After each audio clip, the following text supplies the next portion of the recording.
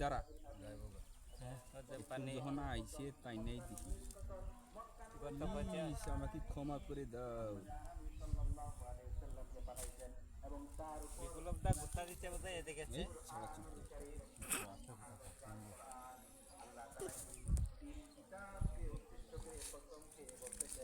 ওরে দেখছিস প্লিজ আমাকে ক্ষমা করে দাও। ছেড়ে দে।